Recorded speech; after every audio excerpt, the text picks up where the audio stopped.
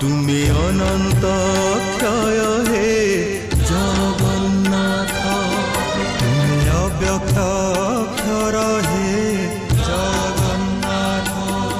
নিজ ইচ্ছারু সৃজিল এ জগত, আদি নাহি যে তুমার নাহি অন্ত। তুমি পবিত্র ওঙ্কার চির সত্য।